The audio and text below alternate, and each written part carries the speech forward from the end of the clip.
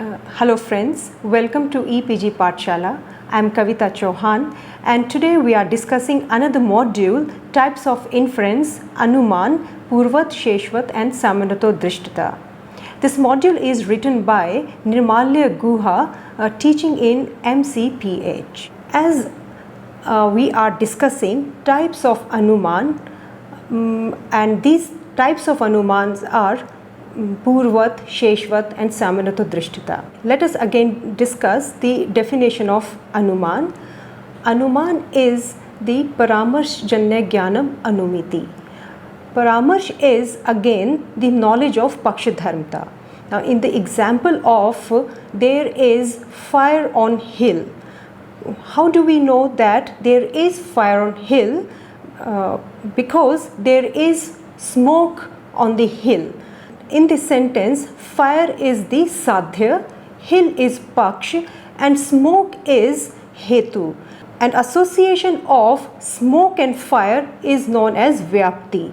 So vyapti is known as the nerve of Anuman. Now if that is the case, let us discuss what are the three types of Anumans. As I already mentioned, these three types are Purvat, Sheshvat and Samanato Drishtata. Vatsayan talks about two sets of definitions. The first is probably the traditional one and the second set seems to have the definition he supports. The traditional definitions are Purvat Anuman is where the effect is inferred from the cause. For example, from a specific height, density, etc., precisely unnati of the clouds, one infers that it will be raining. In this example, rain is inferred from its cause, clouds. So clouds are the causes and effect is the rain. Another type of Anuman is Sheshvat, where the cause is inferred from the effect. For example, from the fullness of a river that has excess water, which is distinct from the old water and the high speed of the current, one infers that it had been raining before some time. In this example, cause is inferred from the effect. Effect is the fullness of river and excess of water which is being inferred that it had been rained earlier. Third type of Anuman is Samanato Drishtata. It has been observed elsewhere that something changes its position due to movement. The sun too changes its position, therefore the sun too has movement, although the movement is not seen. So Samanato Drishtata is the general principle, like in the present example we have seen that sun has movements, although movement is not seen, because anything which changes its positions has the movement.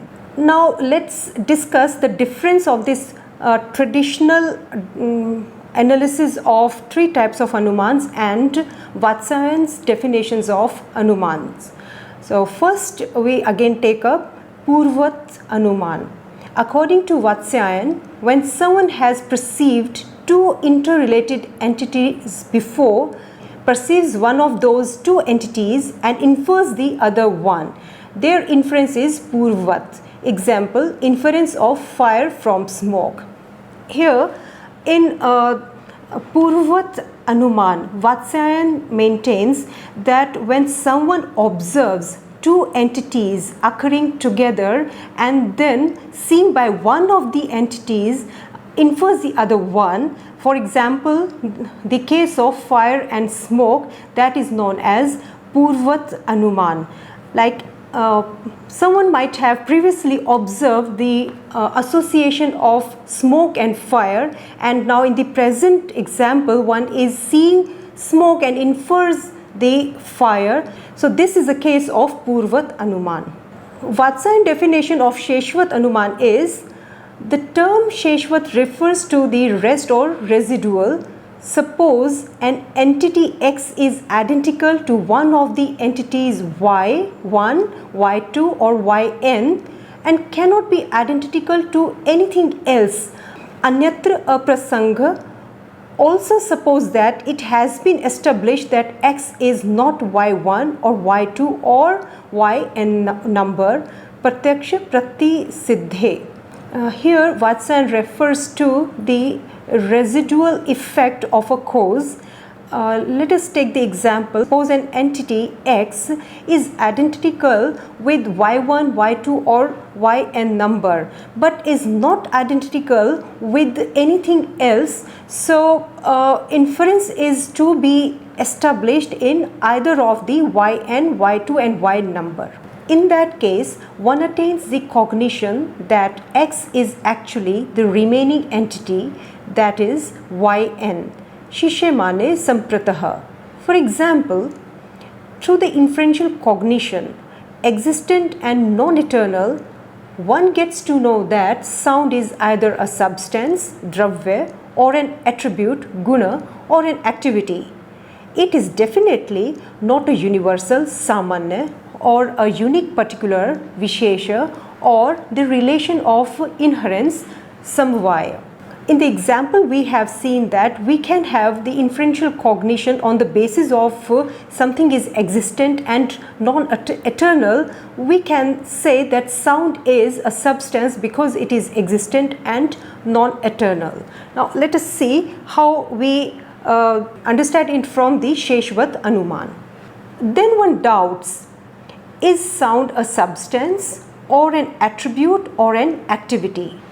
After that, one argues that number one, sound is not a substance since its material cause, samvayik karan, is just one substance, that is the ether, akash. Number two, sound is not an activity since a sound individual causes another one. As a consequence, one concludes that sound belongs to the remaining category, that is attribute or guna. If sound is a substance, then how do we know that?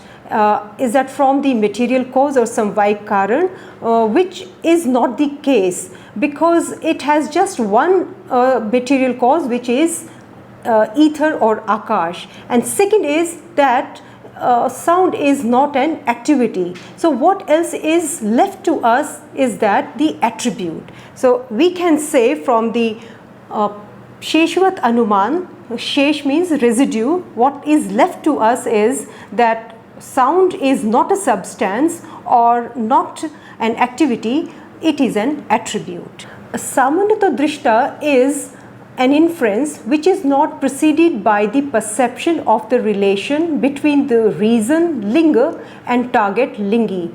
In this case, the unperceived target, apratyaksha lingi, is inferred from a reason that is like some other established reason. For example, the soul, Atman, is inferred from desire, etc. Desire, etc. are attributes, and attributes must be located in a substance. In this case, the locus is the soul. Hence, in the example, we have seen that desire is the attribute of a soul. So, attributes must be located somewhere or in a substance. So, Atman is the substance which is not been directly perceived but is inferred through Samanata Drishtata Anuman. Vatsayan's definition of these three types of Anumans, Purvat, Sheshvat and Samanata Drishtata, is different from the traditional one.